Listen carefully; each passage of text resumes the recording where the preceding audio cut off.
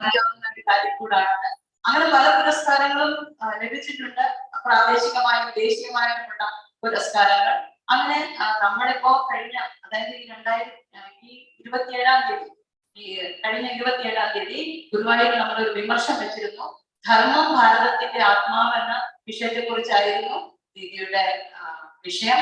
ആ വിഷയം കേൾക്കുവാനായിട്ട് 219 പേര് നമ്മുടെ രുക്മിണി റീജിയൻസിൽ ഒരുമിച്ച് വന്നിരുന്നു. വളരെ നല്ല ഒരു പ്രോഗ്രാമാണ് നടന്നത്. ഒരു നല്ല ചർച്ച അവിടെ, അതിനെപ്പറ്റി ഇപ്പോഴും അവിടെ ആ ചർച്ച നടക്കുന്നു എന്ന് എനിക്കിപ്പോഴും മെസ്സേജ് കിട്ടുന്നു. അങ്ങനെ അതിനുശേഷം, അതായത് 1892 27 നവംബറാണ് സ്വാമിജി ഷൊർണൂരിലെത്തിയത്. അങ്ങനെ ഇവിടെ ഈ ദിവസം 29-ാം തീയതി എത്തി. അപ്പോ ഇങ്ങനെയുള്ള ദിവസങ്ങളിലാണ് നമ്മൾ ഒന്നിച്ചിരിക്കുന്നത്. വളരെ എത്രയും പ്രാധാന്യമുള്ള ദിവസമാണ്. അങ്ങനെ ഒരു ദിവസം മാനനീയ ദീദിയെ പോലുള്ളവർ വന്ന് നമ്മളോട് ധർമ്മത്തെ പറ്റി, ധർമ്മ ആചരണത്തിന്റെ പ്രാധാന്യത്തെ പറ്റി സംസാരിക്കുന്നു. അത് കേൾക്കുക എന്നുള്ളത് നമ്മുടെ ഭാഗ്യമാണ്. അപ്പോ ദീദി ഈ വിഷയത്തെ പറ്റി നമ്മളോട് സംസാരിക്കുന്നതായിരിക്കും. മാനനീയ ലക്ഷ്മികുമാരി ദീദിയെ ഞാൻ നിങ്ങൾക്ക് ആർക്കും പരിചയപ്പെടുത്തേണ്ട ആവശ്യമില്ല. അതുകൊണ്ട് ഞാൻ അതിനെ ഉദ്രവിച്ചാൽ അത് ശരിയാക്കിയില്ല. അതുകൊണ്ട് തന്നെ അതിനായിട്ട് മുതിരുന്നില്ല. എങ്കിൽ തന്നെയും മാനനീയ ദീദി വിവേകാനന്ദ കേന്ദ്രത്തിന്റെ മുൻ അധ്യക്ഷയായിരുന്നു. മാത്രമല്ല ഇപ്പോൾ നമ്മുടെ വിവേകാനന്ദ കേന്ദ്ര മിഷൻ ഫൗണ്ടേഷന്റെ ഡയറക്ടറായിരുന്നുകൊണ്ട് നമ്മളൊക്കെയും ആ ധർമ്മ ആചരണം ആചരിച്ച് കാണിക്കുന്ന ഒരു വ്യക്തി നമ്മുടെ മുമ്പിൽ ഇരിക്കുന്നതാണ് മാനനീയ ലക്ഷ്മി ദീദി. രണ്ടുപേരെയും ഈ നമ്മുടെ ഇന്നത്തെ ഈ യോഗത്തിലേക്ക് സ്വാഗതം ചെയ്യുകയും അതിനോടൊപ്പം തന്നെ നിങ്ങളെ എല്ലാവരെയും, വിവേകാനന്ദ കേന്ദ്രത്തിന്റെ കാര്യകർത്താക്കളെ ഞാൻ സ്വാഗതം ചെയ്യുന്നത് എത്രമാത്രം ശരിയാണെന്ന് എനിക്ക് അറിഞ്ഞൂടാ. എങ്കിൽ തന്നെയും എല്ലാവരും സ്വാഗതം ആശംസിക്കുന്നു. കുറച്ചു പേര് നമ്മുടെ ഓൺലൈനിൽ ചേർന്നിട്ടുണ്ട്. There are so many people because we are going to have this session in English. Therefore, many sisters and brothers from across the country have already joined online, so through our Zoom link, and I welcome every one of them who joined online to us to listen to this important subject which Manani Nivedana is going to talk to us. നിങ്ങൾ ഇവിടെ ഇരിക്കുന്നവർ വിഷമിക്കേണ്ട. ദീദി സംസാരിച്ചതിന് ശേഷം ലക്ഷ്മികുമാരി ദീദി നമുക്കത് ലക്ഷ്യത്തിലായിട്ട് എന്താണ് ദീദി പറഞ്ഞതിന്റെ സാരാംശം നമുക്ക് ദീദി തീർച്ചയായിട്ടും പറഞ്ഞു തരുന്നതായിരിക്കും. വീണ്ടും നിങ്ങൾ എല്ലാവരെയും ഈ ഇമ്പോർട്ടന്റ്, ഇത് വളരെ പ്രാധാന്യമുള്ള ഈ സെഷനിലേക്ക് സ്വാഗതം ചെയ്യുന്നതോടൊപ്പം ഇത് കേട്ട് ഇതിന്റെ അർത്ഥം മനസ്സിലാക്കി അത് ജീവിതത്തിൽ ഉപയോഗിക്കാൻ നമുക്കൊക്കെ ആവട്ടെ, നമ്മളൊക്കെ അങ്ങനെയുള്ള ധർമ്മികളാവട്ടെ എന്ന് പ്രാർത്ഥിച്ചുകൊണ്ട് വീണ്ടും സ്വാഗതം നൽകുന്നു. എല്ലാവർക്കും നല്ല ഒരു ദിവസം ആശംസിക്കുകയും നന്ദി.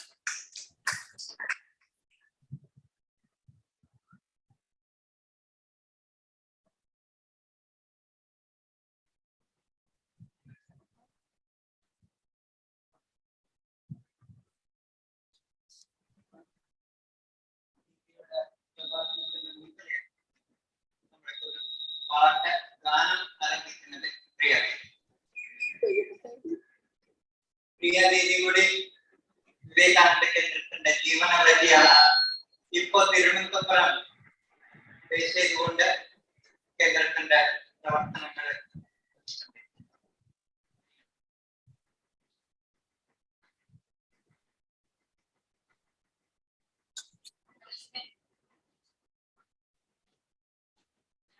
के लिए जिए, समाज के लिए जिए, ये धड़कने ये श्वास हो, भूमि के लिए, मातृभूमि के लिए, धर्म के लिए जिए, समाज के लिए जिए, ये धड़कने ये श्वास हो, भूमि के लिए, मातृभूमि के लिए। धर्म से सभी कहे, बंधु है तुम्हें कहे, जाति पंथ भिन्नता स्नेह सूत्र कहे, शुभ्र रंग की छटा सब तरंग है। धर्म के लिए जिए, समाज के लिए जिए, ये धड़कने ये श्वास हो, पुण्य भूमि के लिए, मातृभूमि के लिए।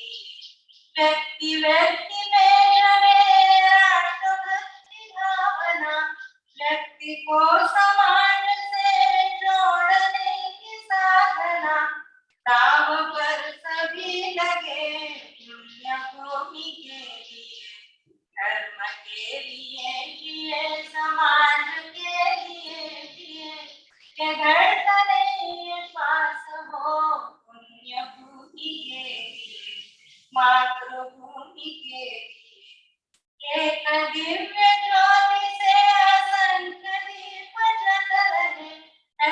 न लो बुझा सके आंधियों में जो जले, तेज पुंज हम बने तमस चीरते हुए।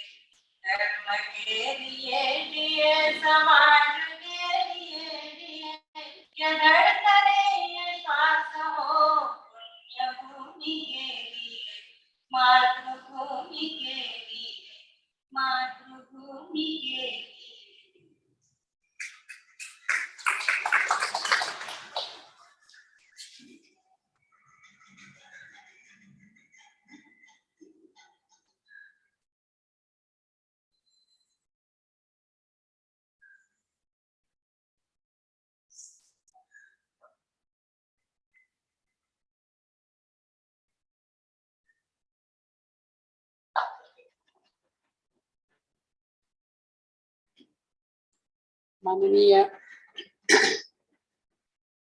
Mananiya Lakshmi Didi, who, as you know, was president of Vivekananda Kendra for many years, and I was fortunate enough to be there at that time at Kanyakumari and receive a lot of love and guidance from her.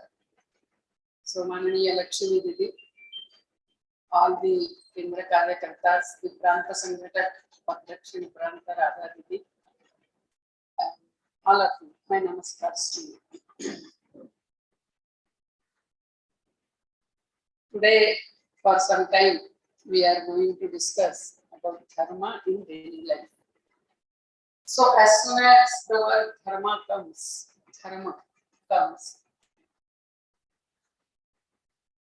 certain images come in our mind. For example, if we ask someone that who is dharmic, then generally what is the answer? Which person we call as dharmic, that is the one who follows dharma. Generally, which person we call dharmic? The one who is doing lot of puja, chantings, when tirtha yatra, doing vratas, wearing rudraksha malas, putting, as I have put, chandanam, kumkumam, or vibhuti, tirunir, all that. Generally, we say like that. That may be true, but that may not be true also. Only doing upasanas very regularly, properly, does not mean a person is practicing dharma fully. So what is dharma? Dharma is not religion. First we shall see what is not dharma. So dharma is not religion. Religion is a specific path for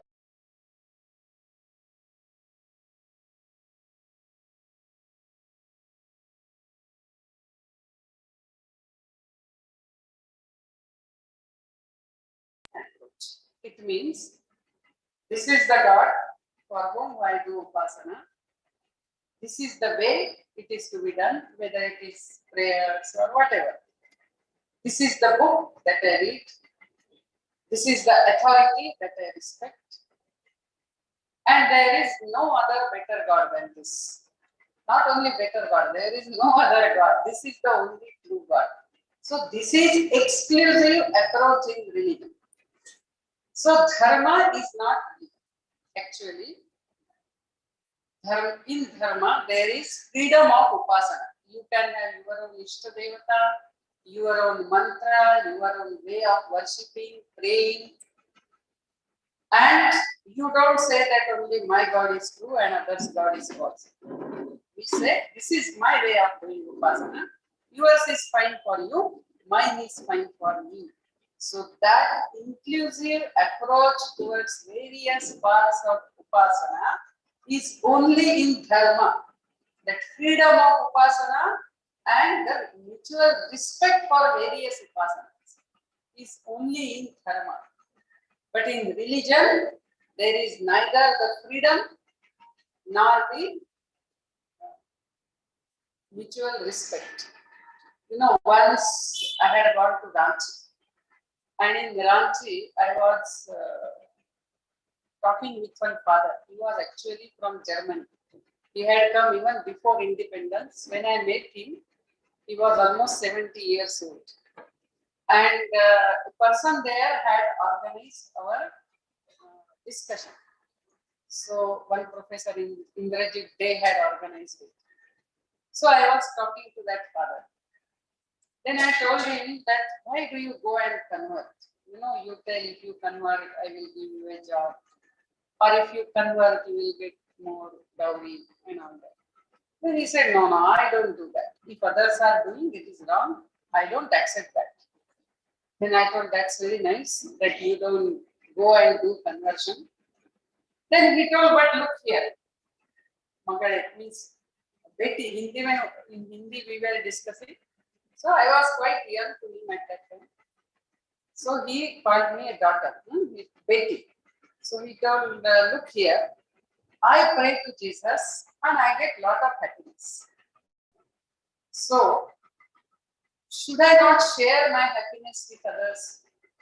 I should also go and tell others, because I get happiness in praying to Jesus. I told, yes, that is nice, you can very well do that. But then tell me that Catholics also pray to Jesus. Then why you go and convert Catholics to Protestant? Then he said that has to be done, because the Catholics do not know how to pray to Jesus properly. See, the exclusiveness from God, it has come to the way of prayer. So it's not that I get happiness by praying to Jesus. You must pray only as I tell you, not as you want to. I may like to pray to Jesus, I may like to pray to Sri Ramakrishna, I will like to pray to Bhagavati. I must have that freedom. I want to relate to all forms of God.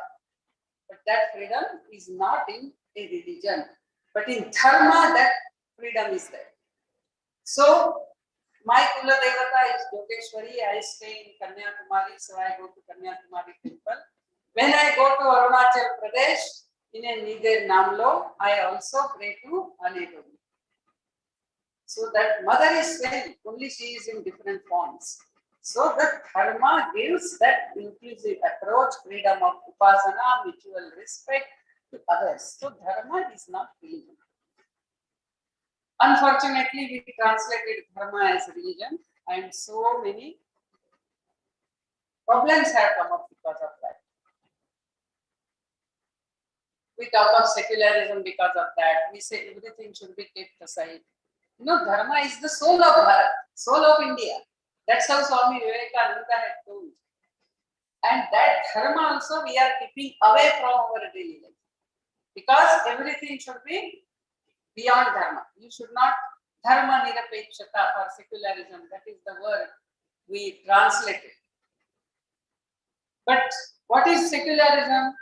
Secularism is an arrangement between two institutions practicing same religion for sharing the power. That is how secularism started in Europe.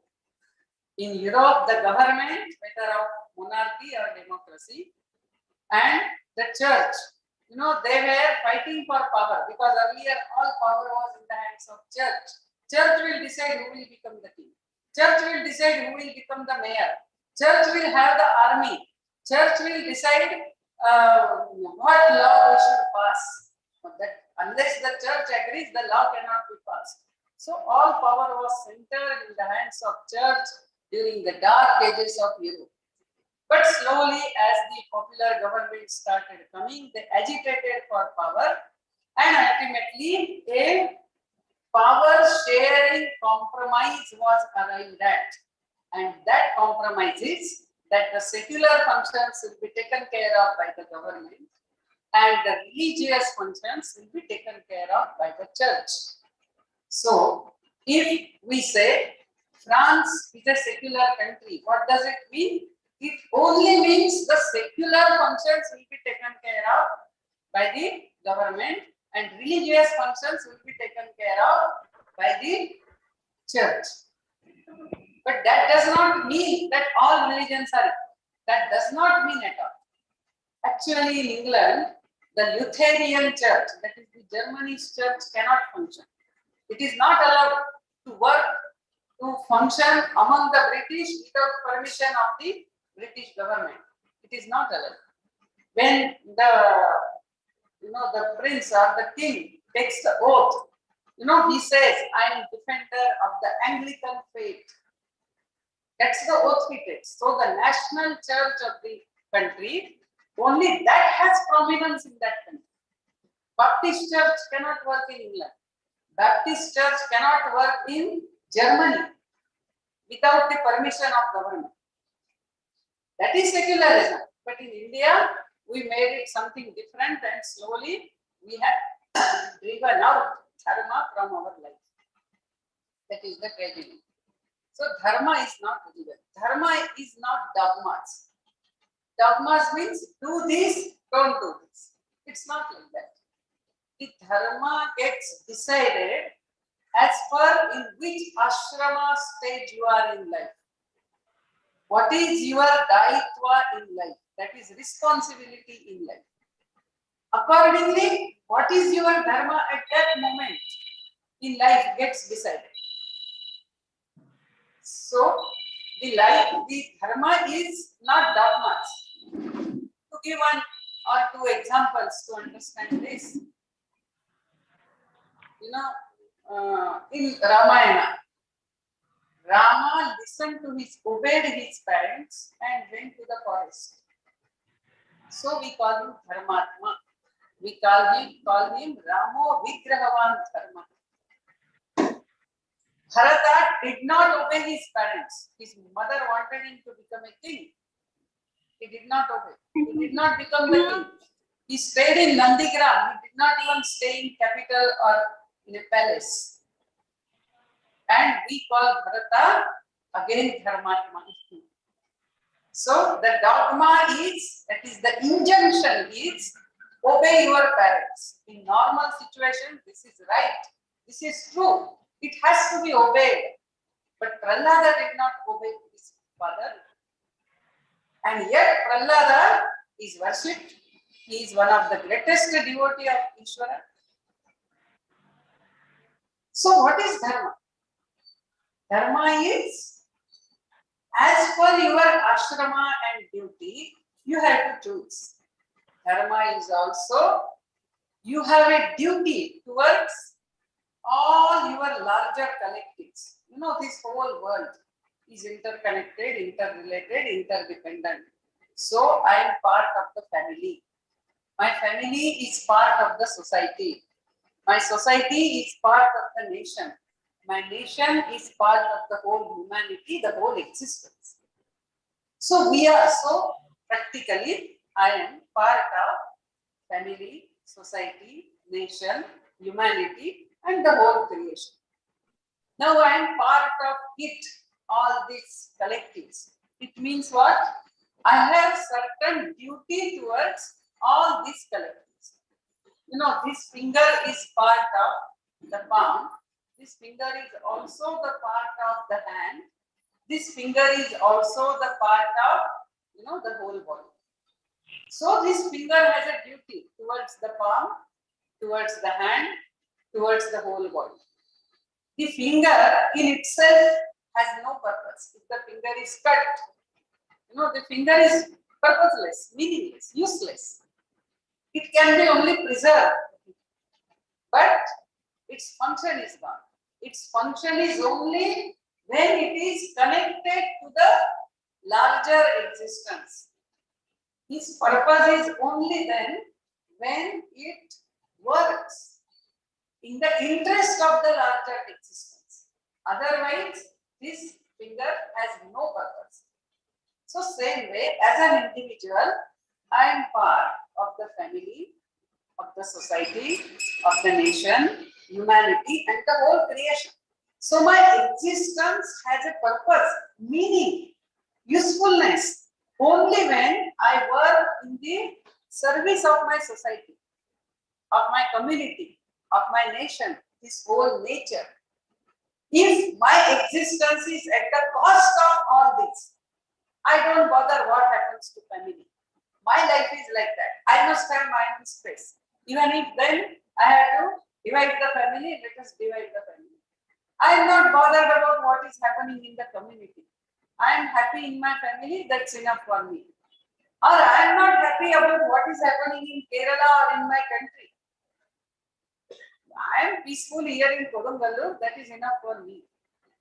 We are not bothered about what is happening in other countries or the nature is getting depleted. The natural resources are getting depleted. I am not bothered. I cannot say that because I am part of nature. If nature is getting destroyed, the human existence also becomes meaningless. It is at danger.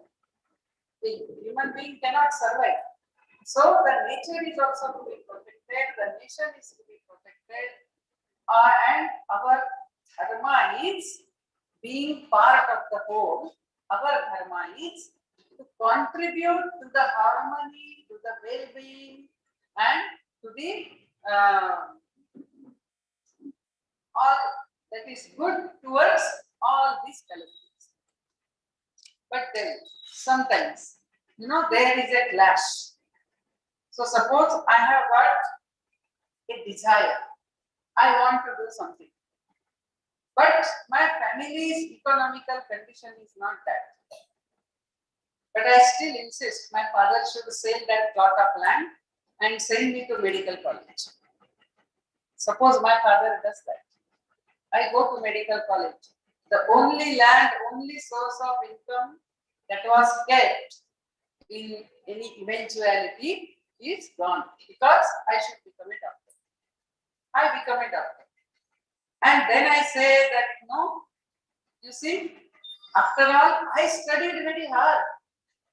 So now my life is for myself, for my wife, my children.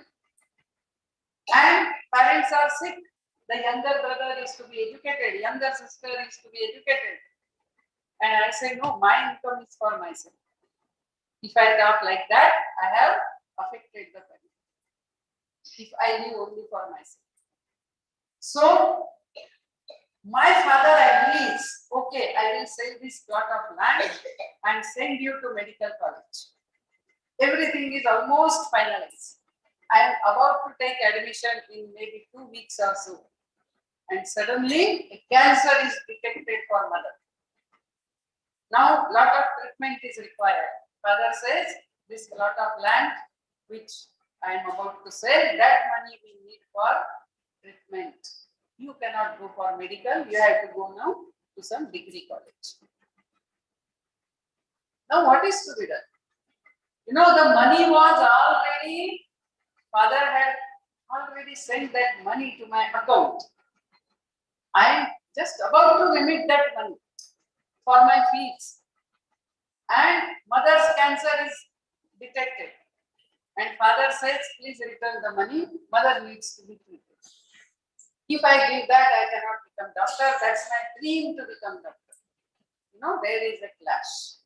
Clash between personal interest, personal dream, and clash between the family interest. Now what is to be done? What is the dharma there?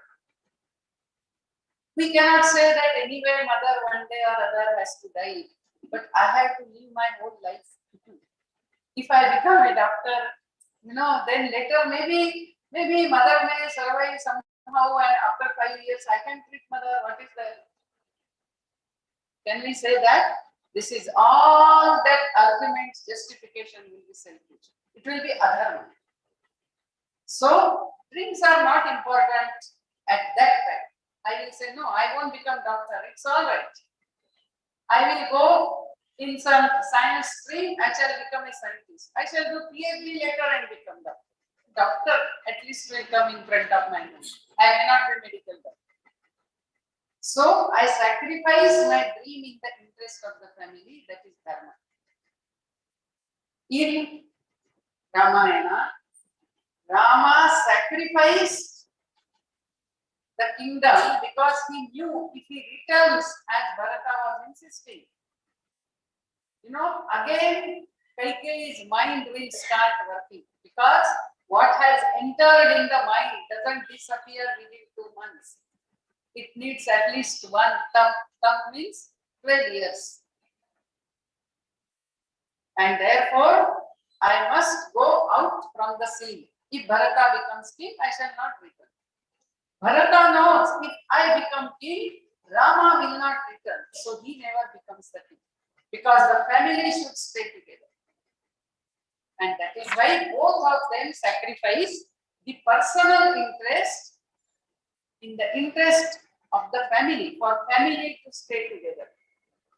Rama and Sita sacrifice the family life in the interest of the society, because the society should have moral values. So Sita chooses to go to forest. If you read in Ramayana what Sita tells to Lakshmana, she tells, go and tell Sri Rama that you should not be crying in the forest, in the palace, because you have to give me up. Do your duty as a king. And then she tells to Lakshmana, that is remarkable. She tells, love the people of Ayodhya as your own brothers. Tell Sri Rama this. Because Rama loved his brothers maximum.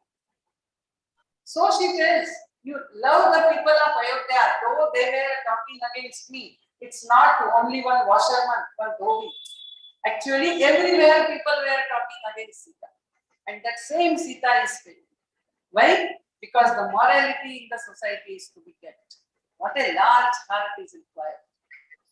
To sacrifice one's own all interest, even name, hurt, humiliation, tribulations, and talk in the interest of the society. So dharma is purushartha. It's not easy. It's really very difficult to practice dharma. Whenever the dilemma comes in life, to choose the higher interest of the bigger collective and sacrifice the interest of the lower collective, as Rama sacrificed personal interest when he went to forest, and as he sacrificed the family happiness in the interest of the society. So dharma is to be decided. That's why our Shastras say it is the path of a bird. The path of an animal is fixed. It walks on land. But bird can fly anywhere. So dharma's path is not laid down. Of course, there are broad injunctions. But in every situation, you have to take the decision. Now, how do you take the decision? What is dharma? So there are 4 components based on which we can take the decision.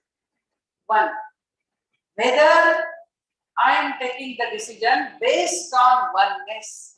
I don't see society apart from me, my nation apart from me, the nature apart from me. Because the whole universe is interconnected, interrelated, interdependent. Just now we sang, no, Isha Amasya Mikam Sarvam, Yatkincha Jagatyam Jagat. This is what Vedantic vision is. This is what our Vedic Vision Foundation is doing.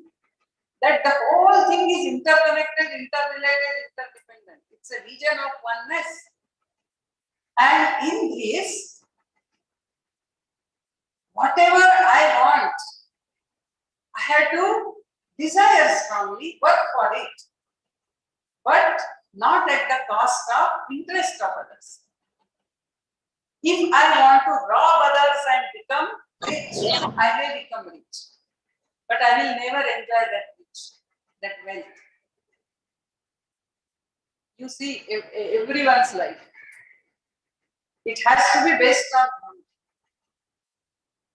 I want peace of mind, so I should also behave with others which will protect their peace of mind. I cannot hurt and humiliate others. I cannot, kill others or beat others. So what I want, I should behave with others accordingly. I am going on the road, I see someone is hit by the vehicle, but I say, no, I have no time. And if I go and take that person, Then in hospital, I will have to sign, I will have to pay initial money, I will have to inform the police. Why all this?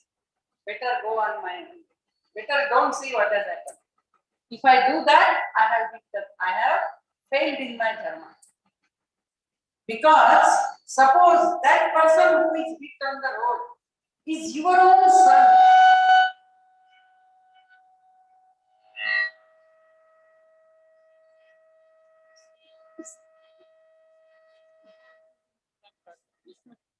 If it is your own son, if it is your own wife or husband, you will not say that no, why to have this jamela. No, we will go there. So, at any critical moment, with respect to others, do I behave based on feeling of oneness, atmiyata, love, compassion, karuna, whether that is there? Because that is the basis of dharma. Karuna, prema, love, that is the basis of dharma. The second thing, what we already saw, that I being part of all the collectives, I have a duty towards all these collectives. So my daily life should reflect this. My duty towards all the collectives. If I am living only for myself or at the most for my family, my daily life is not reflecting dharma. Dharma is not in my daily life. It is only in narrowed form, in restricted form. So, my life should be such that I must fulfill my duty towards my inner being, that is Atman, towards even my instruments like body, mind, intellect, I must keep them proper. Then my duty towards my family, then my duty towards the society, my duty towards the nation and towards the whole creation. My whole life should reflect that. My daily life should reflect that. So that is another. Third, we saw if there is dilemma between the lower entity and higher entity, give preference to the higher entity. And fourth, sacrifice your personal interest to maintain the bigger entity. Like a person who has diabetes, suppose, and he gets a gangrene on his leg. And doctor says, this is poisonous, whole body is at danger. You need to cut your toe. Will the man say, oh, cut it, anyway the toe has troubled me so much. You can cut my toe. Will he say like that? No. He will say, no, doctor, please try to save the toe. Then doctor says, I have tried everything, but you have to cut it. Then what he does? He says, all right. To protect the whole body, the toe is to be sacrificed. Tyajet ekam kulasyarthe, gramasyarthe kulam tyajet. Tyajet ekam. एक को कुल के हित में त्यागना है.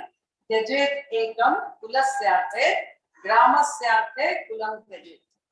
ग्रामम जनपदस्यार्थे, राष्ट्र के हित में कभी गांव, कम्युनिटी, इसका भी त्याग करें. If it is to be sacrificed, it should be sacrificed. आत्मार्थे पृथ्वी में. And ultimately to realize the Atman, leave everything that is material. So that is how all the larger collectives it is to be done. So that sacrifice is also there. These are the four components. So anytime there is dilemma, whether I should do this or not, we should ask these four questions. Am I doing it from the feeling of oneness? If this person would have been very dear to me, what I would have done first.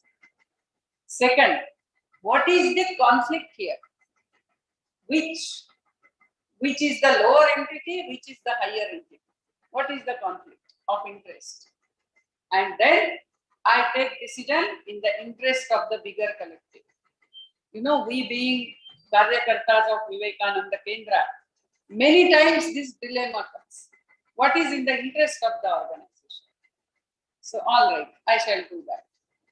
So, that is dharma. As a Karyakarta, that becomes my dharma. For individual, it is in the interest with context to the family, sometimes with the context to the neighborhood. So, This. Then the fourth thing is, second is, am I doing my duties towards all these things? Third is whether the bigger collective is given preference. And fourth is whether sacrifice involved in that. Dharma is Purushartha because at every stage you have to sacrifice. Sometimes you have to sacrifice your dreams. Sometimes you have to sacrifice your image. Sometimes you have to sacrifice your time, energy. Sometimes you have to sacrifice your shed vikaras, which we should sacrifice. Because I get angry, I want to answer back. But I cannot answer back. If I answer back, the whole atmosphere in the family will get spoiled. So I keep quiet. I suffer. Though there is injustice, I suffer. Later I will find out what is the way to remove that injustice. But I shall not spoil the atmosphere in the family. So that is, at every moment, this dharma is to be decided and acted upon. Now, every moment we have to think and all, it will become very difficult. But as Swami Dayananda Saraswati used to say, that inherently we know inside always what is right. Only our shed vikaras, our self-interest, our immediate interest, they cover that. So just we have to go little deeper into that and then we can decide what is to be done. Dharma is also the primary Purushartha. Broadly we can divide all our desires only in two things. One is, who am I? What is God? Whether any life is there or not after death, the question which Nachiketa asked. This question everyone gets once in a way in life, no doubt about it. Corona period, I think we got it more times. Whether it is educated, uneducated, young, old, man, woman, villager or city dweller, whether a scholar or ignorant, anytime we see death, we start wondering, what is life for? I was planning so many things and suddenly this person died. So, do we have any freedom of action? What is the life meant for? All these questions come. What is ultimate reality? If everything is fleeting means disappearing, temporary, transient. Jagatyam jagat, Ishavasya sarvam, yatkincha jagatyam jagat. Everything is jayate gacchati. Jayate means born, gacchati means gone. It is born, it is after some time gone. If that is there, then what is permanent? I thought I will get lot of happiness if I become graduate. I became graduate, but my unhappiness continued. That moment when the result came, I was happy. Then I thought I will get happiness when I get my PhD. Of course, I got happiness, but again it disappeared. Then I thought I will get happiness when I get a good wife. Then I get a good wife, I am very happy. Again, after some time, it is gone. Then if I get children and like that, it goes on. Now the question is there any permanent happiness? How to achieve that? How to get that? All that comes under one word, Nishreyasa. So all of us, we are striving. Once in a way we desire for Nishreyasa. That is something spiritual. Okay. Adhyatmic. And another another type of desires are, we want to enjoy life. I want this, I want that. I want a good house, I want a car, I want good children. My children should study well, they should get children, they should marry nicely, all that, those desires. Then, for fulfilling those desires, I must have money. I must have good bank balance. Suppose I fall sick, what will happen? So I must have some good bank balance. And like that, all these artha and kama. All these desires put together, the mundane desires, the material desires, we can say that they are the second category. That is, the word for that is abhyudaya.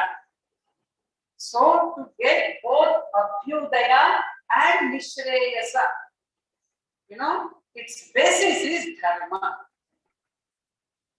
Dharma is such which gives us Abhyudaya, that means which fulfills our Kama, which gives us means of enjoyment to fulfill our Kama, that is desires.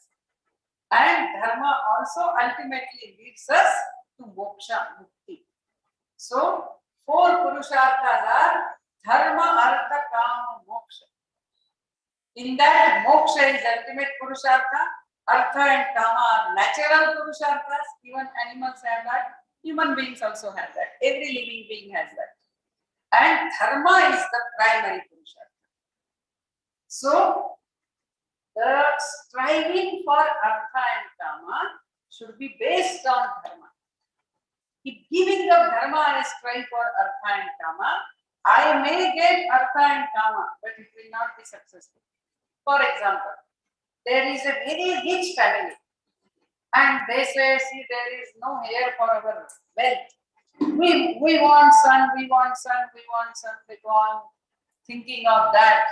And of course, all this wealth is not dharmic wealth. And they get a son. They are very happy, extremely happy. Son is born. But it can happen, the son becomes a great drug addict and he finishes off all the ways.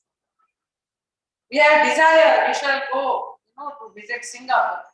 And so we collect, we save money and we go there, desire is there. But after reaching there, some accident takes place or maybe our passport goes missing. Then our all priority is first to get back the passport. So we have to go to the embassy, the whole work is there. Whatever 5 days we had kept for Singapore visit is gone. So Artha and Kama can be really fulfilled only if they are based on Dharma. Some people may say, I practice Dharma, but my Artha and Kama are not fulfilled. No, somewhere we have not practiced. Maybe our Dharma towards the society, towards the nation, we are not practicing. Or maybe the earlier births, karma we are still finishing off. It could be that. But I shall not give up Dharma. Dharma is our identity as a human being. It is the Dharma which sustains the society. That what sustains the whole world, inculcating that, internalizing that when you behave, you are practicing Dharma. And what sustains the whole world, it is the oneness, it is the interconnection. So Dharma has to be basis of Artha, Kama and Moksha. Now, when we are talking of Dharma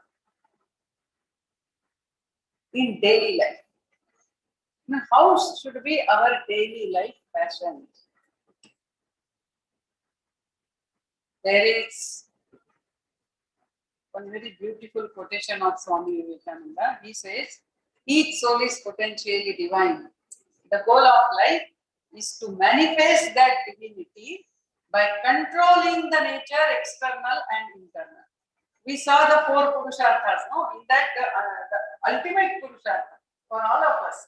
Whether we want it or not, we may go round and round, round and round, take so many hits in every birth, and at last, in one birth, we will be awakened and we will say that, no, I want to know what is Ishvara. I want to know what is that which never changes. I want to know that which is immortal, that eternal happiness I want. So whether we want or not, ultimately all of us are going to be in search of that ultimate happiness, that moksha. So that moksha is the antim purushartha. That's what Swami Vivekananda says. Each soul is potentially divine because that is what is our nature. And to realize that nature is the goal of life. But how do we do that? Each soul is potentially divine. The goal of life is to manifest that divinity by controlling the nature, external and internal. Very important words. Controlling the nature, external and internal. Very important. Today, that is what we have forgotten. You know, the life is without any break. Just live as you want. Don't think what is going to happen. Live life as you want. Just somebody is doing, I also start doing. So, controlling the nature, external, internal is not there. What is the end result? Thinking is not there. I was in one family stay and they told me that please talk to our daughter. You know, she wants divorce.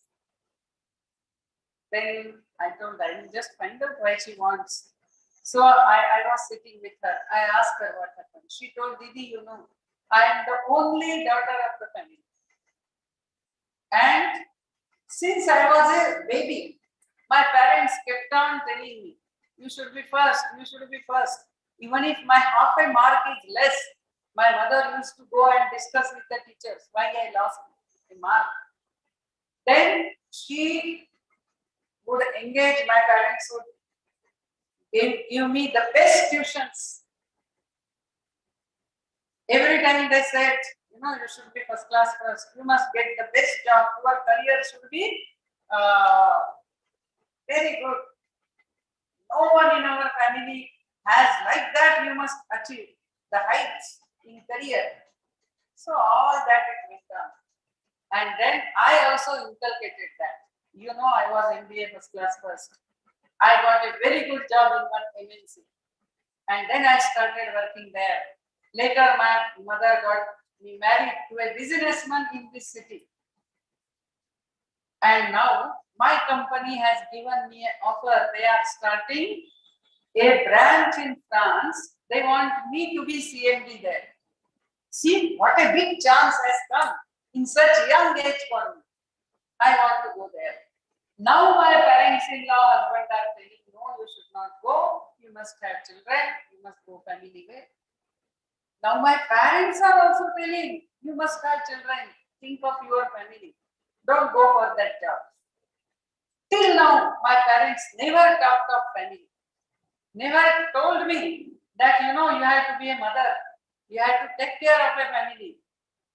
Whichever family you go, you know, you must spread happiness there. They never talk anything about family. So I have also molded myself only to think about career. So I don't want to stay here just to get children and take care of them. Now who can blame her? But what we are doing, what our life is, what are we talking to our children? What dreams are we giving them? What values are we giving them? As parents, are we fulfilling our dharma? Or we just get carried away by the advertisement, by what neighbor's daughter has done, or what I wanted to be. I could not become that, so I shall make my daughter like that, or my son like that. So we are trying to fulfill our dreams through our children, denying what they want to do in life, what they are made for, what is their innate capacities. We deny that. So that is not dharma. So when we say by controlling nature external and internal, that is how we interact with others outside, what are our internal thoughts, aspirations. Sometimes if we just sit for 5 minutes, we can find out what is our mental makeup. If in those 5 minutes, I am only blaming 10 persons, he did like that, she did like that, you know, I wanted to do like this, but he never supports me. If like that we are thinking, then we are not really controlling our inner nature. Our ideas, thoughts should be positive, taking care of our inner being, nurturing our inner being. So what are my thoughts? What are my aspirations? How I am discussing with others? All that discipline comes in this. So when we say daily life, now starting with, you know, morning time. Nowadays in families, there is no time to get up. For children, elders may be following, may not be following. In many houses I stay. You know, always if it is Sunday, the children are sleeping. You ask them, children are not up, they say, "Aaj Sunday hai na?" So they will get up whenever they want, 9 o'clock, 10 o'clock. There is no time. Only if school is in the morning, the child gets up exactly the time when it needs to get ready. That's all.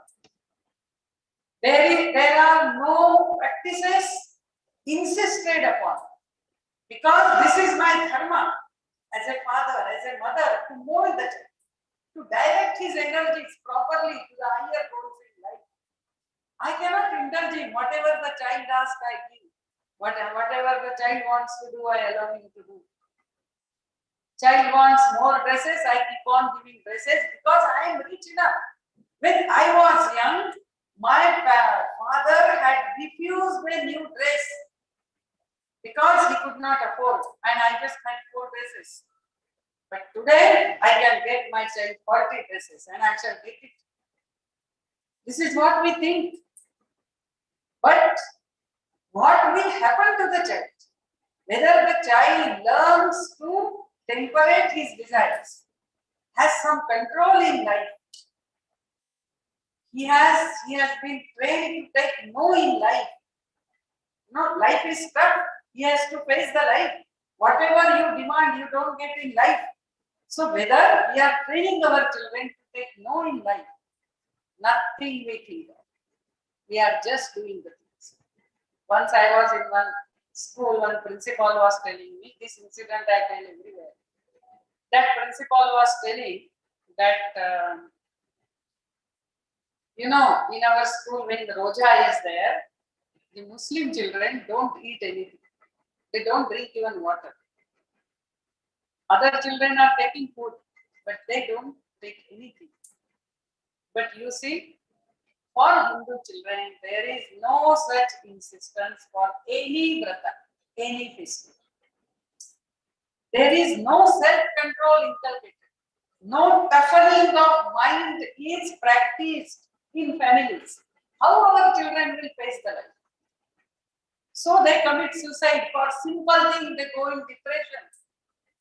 We are not toughening our children. And I remember it really happened. So I was staying in one family. Ekadashi was there. So mother asked the teenager son, "What shall I cook for you?" He said, "Oh mother, don't cook. I want to eat chicken biryani. I will get it on Zomato." Just imagine, Ekadashi is there. At least eat vegetarian food, the mother is not doing. What molding are we doing? So every moment, what books come in our house, what pictures are there in our house, how we are living, everything is control, everything is decided by our choice for higher life. Abhyudaya Nishreyasa. Abhyudaya is required, but not at the cost of Nishreyasa. Not at the cost of dharma, because dharma is the basis. If without dharma you try for material well-being, you are going to come to grief. That's why today, at the age of 30, sugar. At the age of 35, hypertension. At the age of 40, 50, heart attacks. What is our lifestyle? So duty, the dharma towards well-being of the body, mind, intellect. So each and every moment, what we eat, how we eat, in our family, whether we have at least once a week, all sit together, chant at least some shlokas, some mantra, maybe one stotra, one bhajan, and discuss about how life should be. Whether our children are getting addicted to mobile. So can we have in our family 2 hours no mobile time? Ask the children, which 2 hours should we do? Decide with them. What are all the real challenges to their inner growth? How? Discuss with them. Nowadays, nowadays generation, Our time maybe it was possible. Parents told, we accepted, we followed. Adesh se kaam hota tha. By order you could manage the things. Now it is not like that. You cannot order children anything. And forget the teenagers and grown-up children. So what is to be done? So we have to awaken their inner conscience, higher aspirations. And for that, what life we need to live, this we have to awaken. So we have to discuss with them, logically explain to them, give examples from other different societies, and then awaken that. It's only from the self-determination it is possible. Now transformation or elevation of life. So for this, a family coming together at least once a week, that also will become dharma. Are we envisaging what are all cultural invasions on our children and how to protect them from that? Love jihad, you know better. Recently I was reading 32,000 women in Kerala. Someone was telling. Are we discussing with our girl children when they are small? Not after they fall in love, nothing can be done. Before that.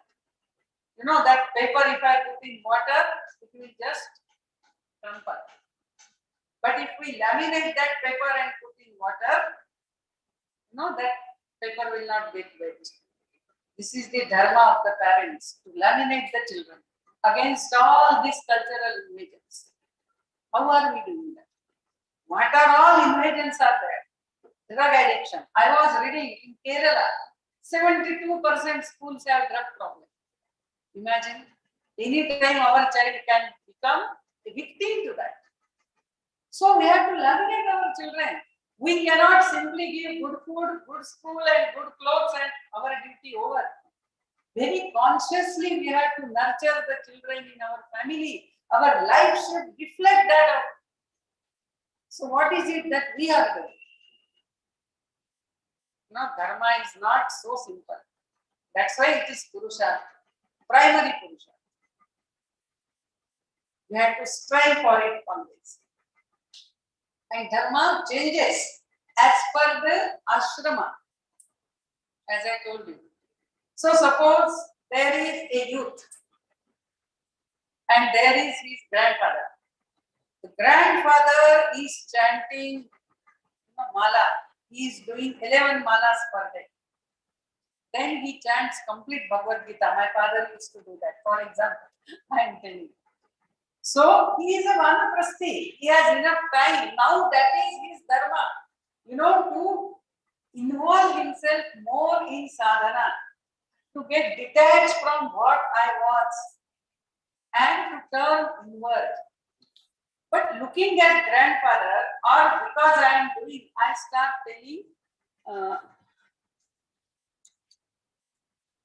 start telling my grandson, you should also do that. That's not correct. He should do something, no doubt.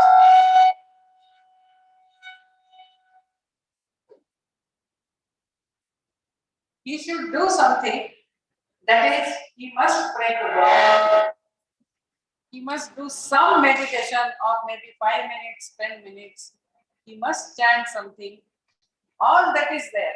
But he has to also prepare himself to face the life. So he has to study. He has to study at least 3-4 hours if he is in college. So his dharma becomes different. So dharma is as per the ashrama in life.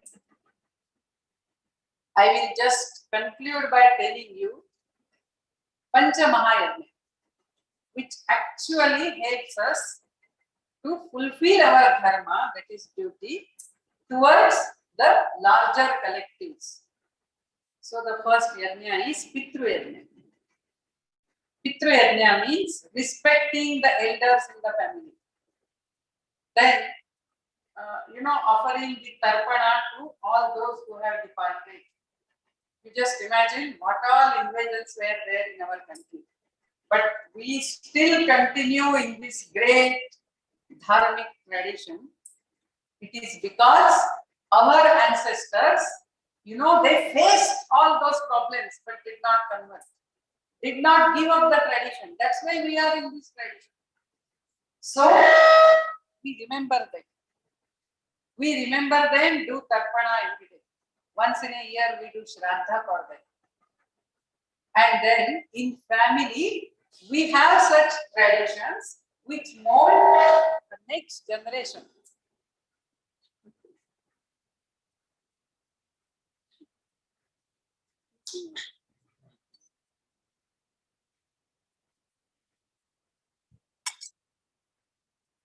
So that is Pitru Dharma, Pitru Yajna, Panchamaha Yajna.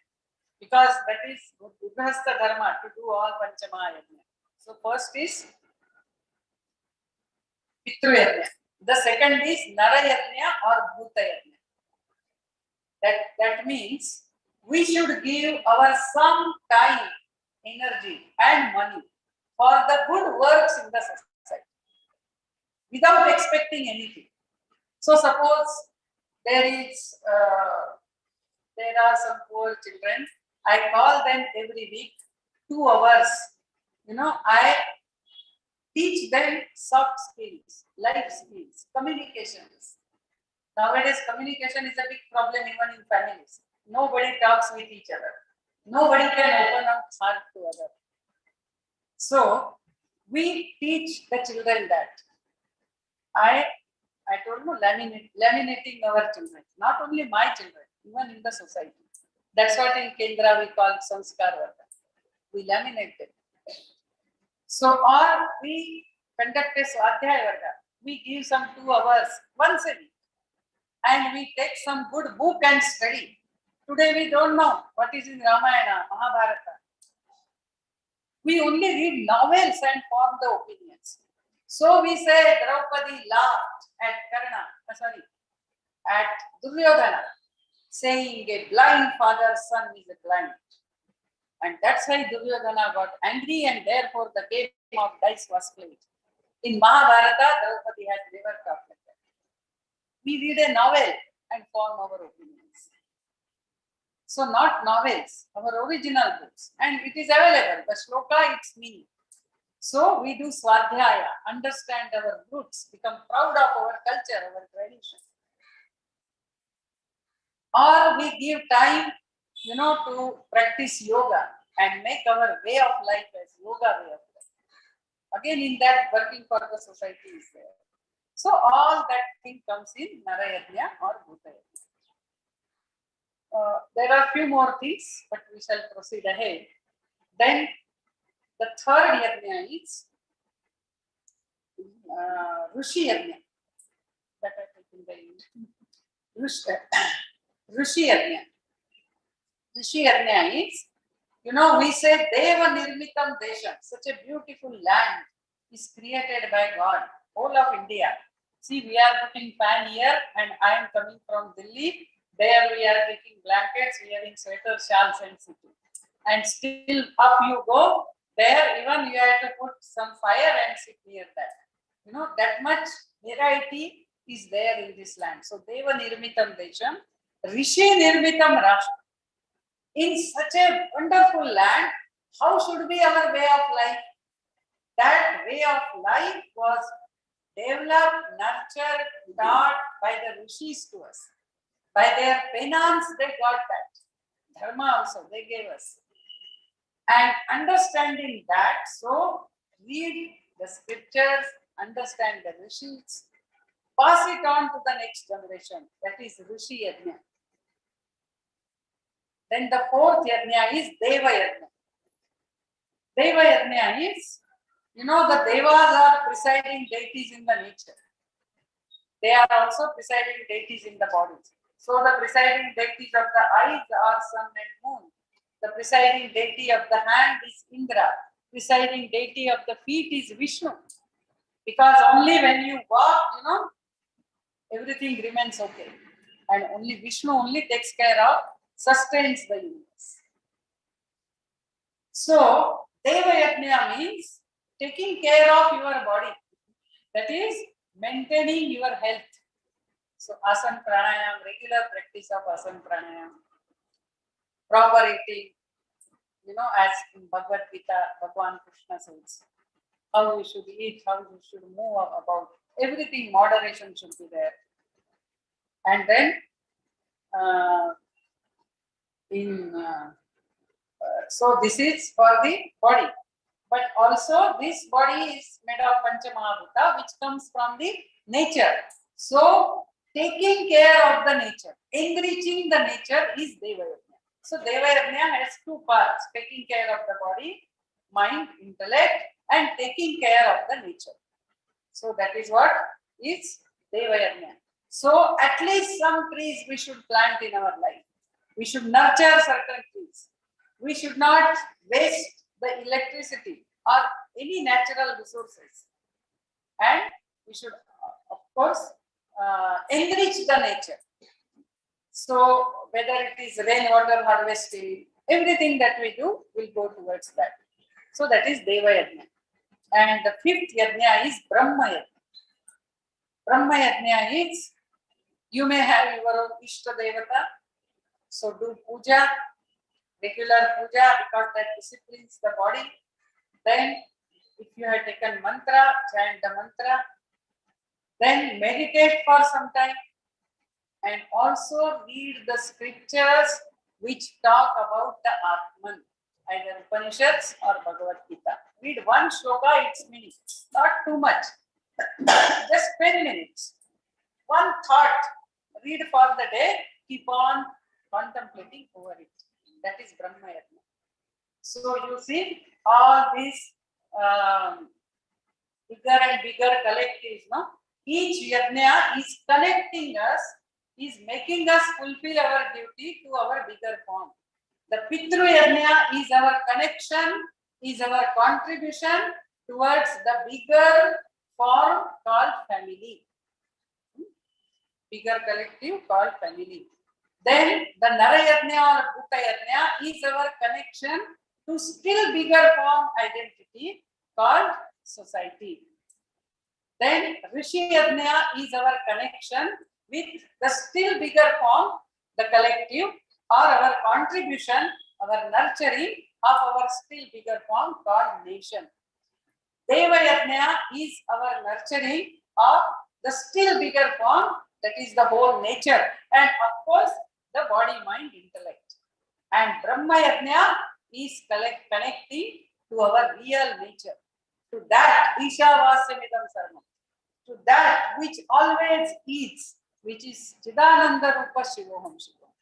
So connecting with that. So how should be our daily life? That we fulfill our duty towards all these collectives. So that is why these yajnas are called as Mahayajnas, Pancha Mahayajnas, because they help us to fulfill our dharma, practice our dharma in daily life. Again, I will just conclude with just one thing. We know this Satyam Vada, Dharmam Chara.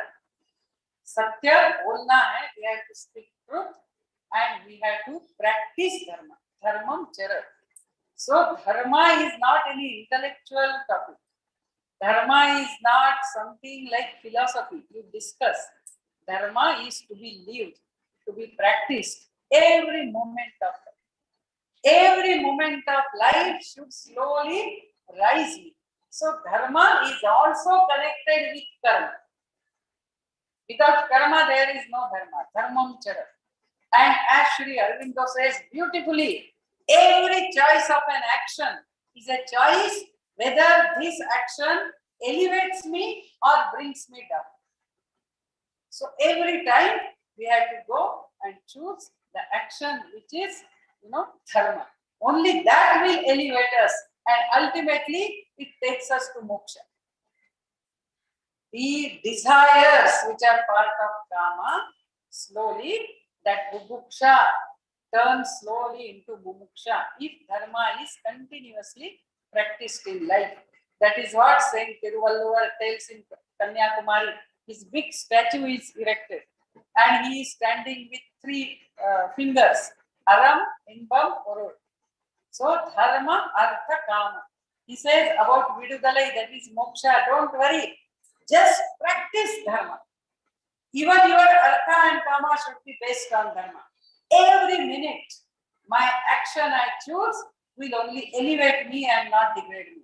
So if my thoughts are negative, self-pity or blaming others, complaining, I control myself.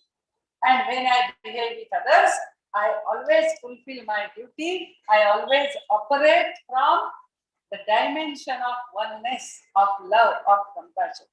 And that is what the dharma in daily life we have to practice. I stop here because time is up. Thank you, Namaste.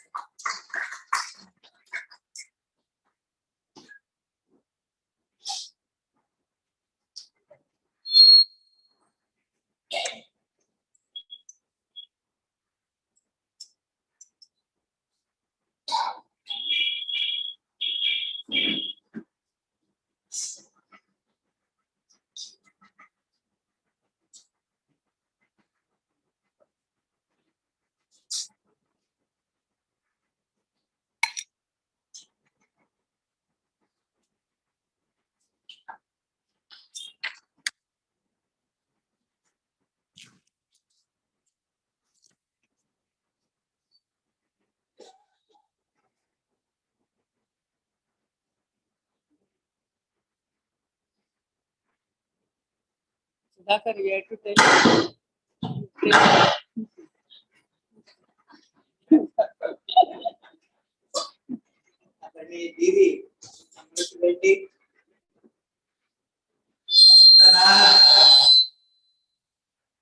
പ്രധാനപ്പെട്ട points ഇവിടെ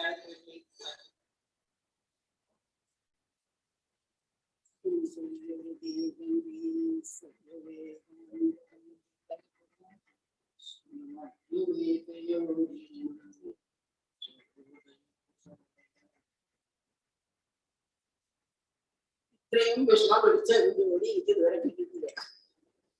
ഒന്നാമത് ഏകദേശം 1.5 മണിക്കൂറിന്റെ ഒരു പ്രസംഗത്തിനെ സംക്ഷിപ്തമായിട്ട് നിങ്ങളുടെ മുമ്പിൽ അവതരിപ്പിക്കുക.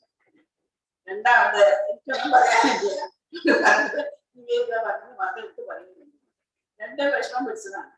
പക്ഷെ എന്നാലും ഞാനൊരു എളുപ്പവഴിയുണ്ട്. ഏതായാലും സമയം വളരെ കഴിഞ്ഞു.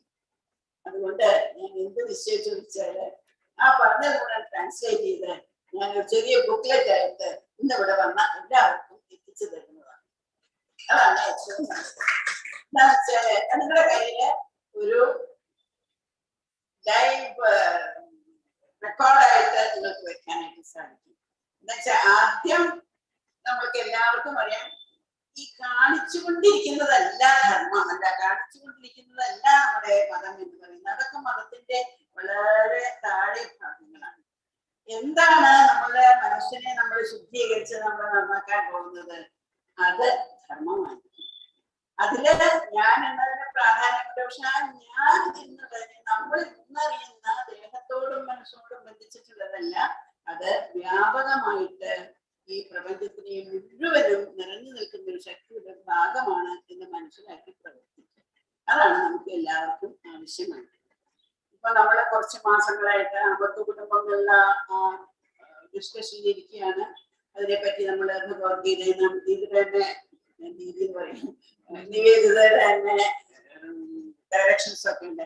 അപ്പൊ അതിനെ എല്ലാം കൂട്ടിച്ചേർത്ത് എനിക്ക് തോന്നുന്നത് ഇവിടെ വന്ന് നിങ്ങളുടെ എല്ലാവരുടെയും അഡ്മിഷൻ ഫോൺ നമ്പർ ഒന്നുണ്ടെങ്കിൽ 1 മാസത്തിനകം ഞാൻ ഈ ബുക്ക്ലെറ്റ് നിങ്ങൾക്ക് എല്ലാവർക്കും എത്തിച്ചു തരും. എന്താണെന്ന് വെച്ചാൽ അത് വായിക്കേണ്ടതാണ്. അതുകൊണ്ടാണ് അത് പറയാൻ സമയം പറഞ്ഞു കേട്ട് ഒരു ചെവി കൂടി കേട്ട് മറ്റൊരു ചെവി കൂടി കളയാനുള്ളതല്ല. അത് ഒന്നും നോക്കി വെച്ചാൽ നമ്മുടെ ജീവിതത്തിൽ നമ്മൾ വരുത്തുന്ന തെറ്റുകള്, കുട്ടികളോട് വളർത്തുന്ന തെറ്റുകള്, നമ്മുടെ സാധാരണയായിട്ടുള്ള പെരുമാറ്റച്ചട്ടങ്ങളിൽ വരുന്ന തെറ്റുകള്, നമ്മുടെ ഭക്ഷണത്തിലുള്ളത്, എല്ലാത്തിലുള്ള തെറ്റുകളെ മാറ്റി എങ്ങനെ നമുക്ക് ധർമ്മത്തിൻ്റെതായിട്ടുള്ള ഒരു വെളിച്ചവും ധർമ്മത്തിൻ്റെതായ ഒരു ഊഷ്മളതയും നമ്മുടെ ജീവിതത്തിലേക്ക് കൊണ്ടുവരാൻ സാധിക്കും. അതാണ് ധർമാചരണം. അതല്ലാതെ ധർമ്മം പുസ്തകത്തിലുണ്ട്, ധർമ്മോ രക്ഷതി രക്ഷിത എന്നൊക്കെ നമ്മൾ കേൾക്കുന്നുണ്ട്. അതിലൊന്നും വാസ്തവത്തില് കാര്യമില്ല. നമ്മുടെ ജീവിതത്തില് സത്യത്തിനെ, ആ ഏകാത്മഭാവത്തിനെ, ആ വ്യഷ്ടി സമഷ്ടിയുടെ ഭാഗമാണ് എന്ന് നമുക്ക് മനസ്സിലാക്കി എപ്പോൾ പ്രവർത്തിക്കാൻ കഴിയുമോ അപ്പോൾ നമ്മളില് ധർമ്മം സ്ഫുരിക്കാൻ തുടങ്ങി. അതാണ് നമ്മൾ വേണ്ടത്. ഞാൻ എന്നുള്ളതിനെ എത്രയും കളയാനായിട്ട് ശ്രമിക്കുക. വാക്കിലും പെരുമാറ്റത്തിലും ചിന്തയിലും എല്ലാത്തിലും നിന്ന് ഞാൻ എന്നുള്ളതിനെ കഴിഞ്ഞ് ഇതന്ന മമ. ഈ പ്രപഞ്ചത്തിലുള്ള ഒന്നും നമ്മുടേതല്ല. നമ്മൾ എന്തെങ്കിലും സൃഷ്ടിച്ചിട്ടുണ്ട്. ഒരു ചെറിയൊരു വിത്തിനെ വെച്ച് അതിനെ മുളച്ച് വെട്ടിക്കുന്ന സമയത്ത് നമുക്ക് പറയാൻ സാധിക്കും ഞാനാണ് ഇത് ഉണ്ടാക്കുന്നത്. പറയാൻ സാധിക്കില്ല, ഒന്നും നമുക്ക് സാധിക്കില്ല. അതുകൊണ്ട് വളരെ മഹത്തായിരിക്കുന്ന ഒരു കോൺട്രിബ്യൂഷനാണ് നമ്മുടെ മഹർഷിമാരെ നമുക്ക് വേണ്ടി തന്നിട്ടുള്ളത്. ഈ ഭാരതത്തിനെ ഭാരതമാക്കി കൊണ്ടു നടത്തുന്നത് ഇതൊരു ധർമ്മഭൂമി ആയതുകൊണ്ട് നമ്മൾക്ക് പലതരത്തിലുള്ള ദുരന്തങ്ങളൊക്കെ സംഭവിച്ചുകൊണ്ടിരിക്കുന്നത്. എന്തുകൊണ്ടാണ് നമ്മൾ എല്ലാത്തിനെയും കുറ്റപ്പെടുത്തും? സത്യത്തിനെയും കുറ്റപ്പെടുത്തും, ഗവൺമെന്റിനെ കുറ്റപ്പെടുത്തും, സെൻട്രൽ ഗവൺമെന്റിനെ കുറ്റപ്പെടുത്തും, എല്ലാത്തിനെയും കുറ്റപ്പെടുത്തും. പക്ഷെ കുറ്റം നമ്മുടെ പറയാതെ മാത്രം നമ്മൾ കാണും.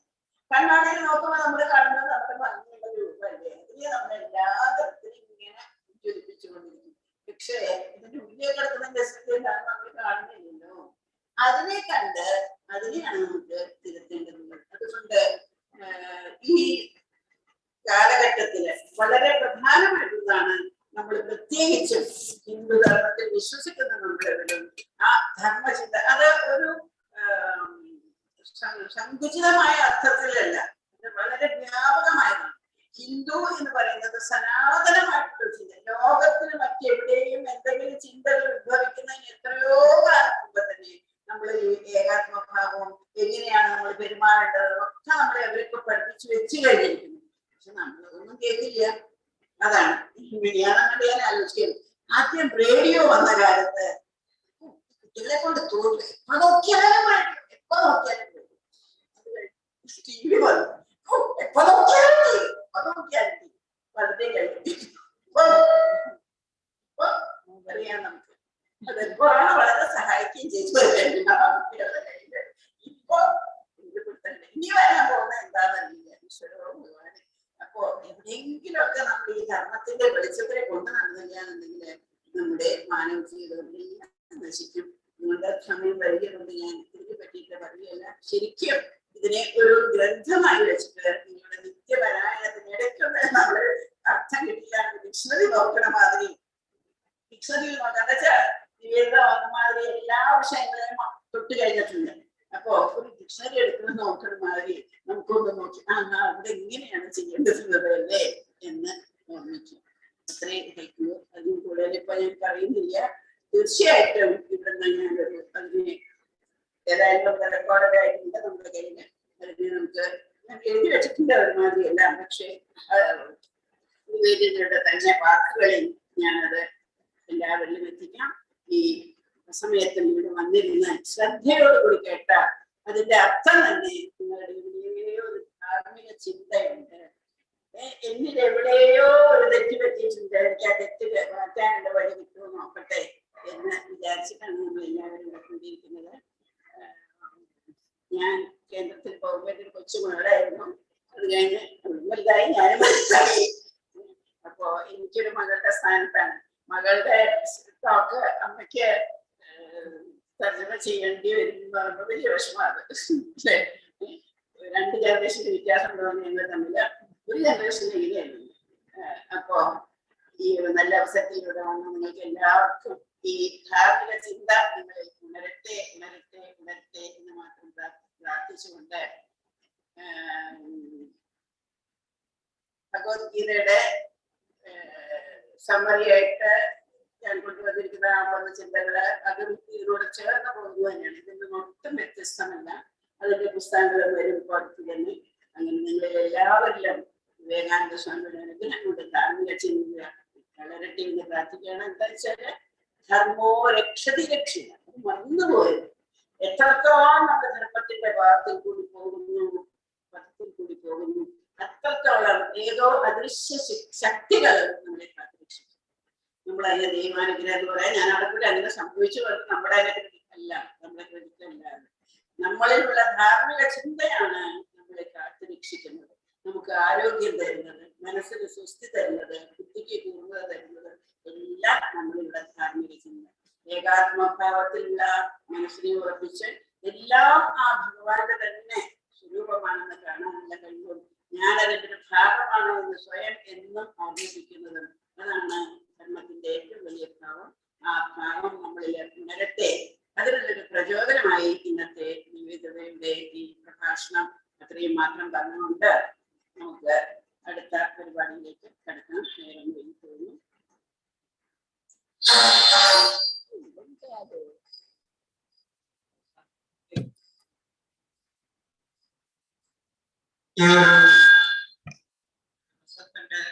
പരിപാടിയില് പങ്കുചേർന്ന എല്ലാവർക്കും ആദ്യം നന്ദി പറയട്ടെ. അമ്മ പറഞ്ഞ പോലെ ചിന്തിക്കേണ്ട വിഷയമാണ്, അനുസരിക്കേണ്ട വിഷയമാണ്. പ്രത്യേകിച്ച് വിവേകാനന്ദ സ്വാമിനി നമ്മൾ ഓർക്കുന്നുണ്ടെങ്കിൽ ഇന്ന് നാം കേട്ട എല്ലാ വിഷയങ്ങളും നമ്മുടെ ജീവിതത്തിന്റെ ഭാഗമാക്കേണ്ട ഒരു ആവശ്യകതയാണ്. അപ്പൊ സ്വാമിജിക്ക് വേണ്ടി നമ്മൾ നൽകുന്ന ഏറ്റവും വലിയൊരു ആദരവ് എന്ന് പറയുന്നത് ഈ പറയുന്ന വിഷയങ്ങളൊക്കെ വീണ്ടും മനസ്സിൽ ആവർത്തിച്ചുകൊണ്ട് നമ്മുടെ ജീവിതത്തിന്റെ ഭാഗമാക്കാനായിട്ട് നമ്മളെല്ലാവരും പ്രയത്നിക്കാം എന്ന വാക്ക് ജീവിത രീതിയോട് പറഞ്ഞുകൊണ്ട് ശാന്തി മന്ത്രത്തോട് അവസാനിപ്പിക്കാം. നിൽക്കട്ടെ.